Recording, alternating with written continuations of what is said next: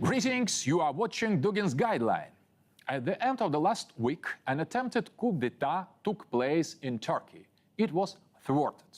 It just so happened that on Friday, July 15th, I was live on Zagreb TV from Ankara, speaking about the terrorist attack in Nice. Who could know that literally just a few hours later, a coup would begin? And so, here is what happened.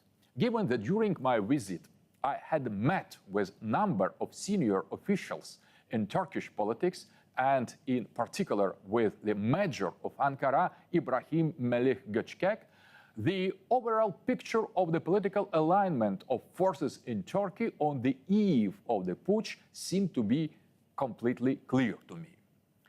That very same Ibrahim Melih Göçkek, a figure very close to President Erdogan, told me during our conversations of a parallel state, parallel devlet in Turkish, which the sect of Fethullah Gülen succeeded in establishing in Turkey.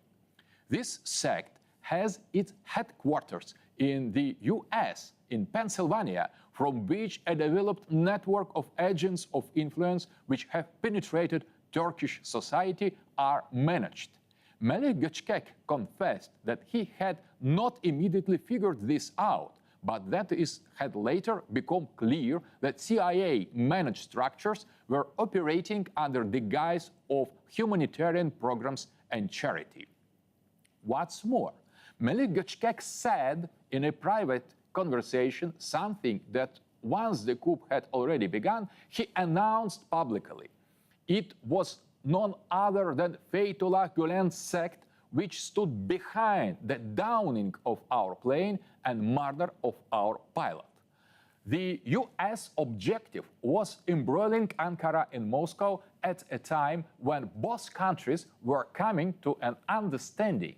The plane and the death of our pilot were a tool of geopolitical intrigue.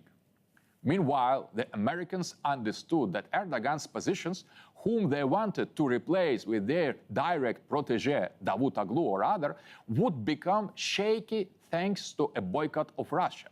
Thus, two forces formed in Turkey. One of them was made up of conditional Kemalists, patriots who wanted to immediately restore relations with Russia and then pushed Erdogan to apologize, and the Gülen sect and other purely pro-American structures who, on the contrary, did everything they could to prevent that. When Melih Göçkek and I parted 2 hours before the coup, he said, "We underestimated the power of the parallel state that Americans and Gülen's supporters established inside Turkey. This was our mistake. But now we are going to fix it, the first step being new rapprochement with Moscow." When I was waiting for my flight to Moscow at the Ankara airport, I heard shots and explosions. The airport was shut down by soldiers and flights were concealed. The news spread that a coup was underway.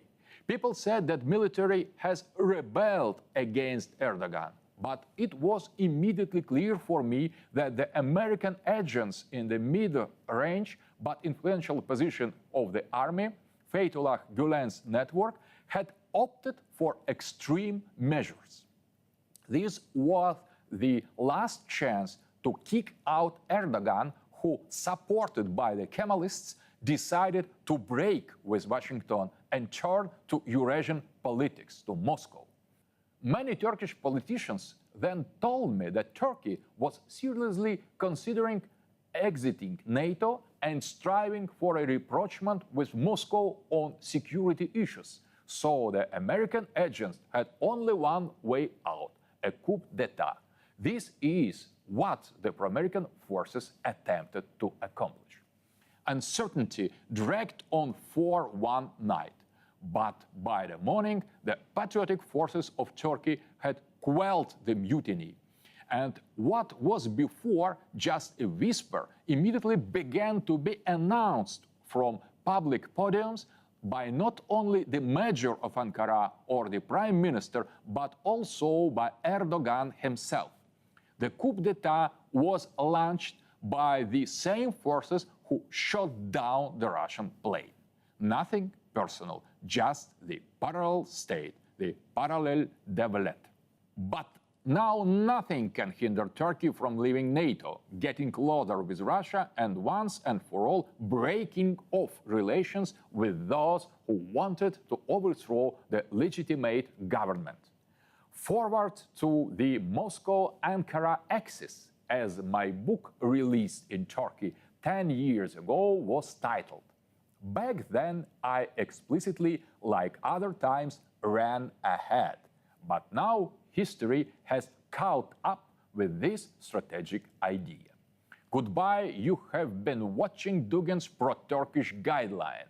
For many centuries, Russia and Turkey prevented each other from achieving their desired goals. Hence, the numerous wars. If we pursue a common strategy, we can resolve all of our problems together by means of peace and strategic partnership. It was this alternative that the great Russian philosopher, Slavophile and conservative Konstantin Leontiev so prophetically spoke of.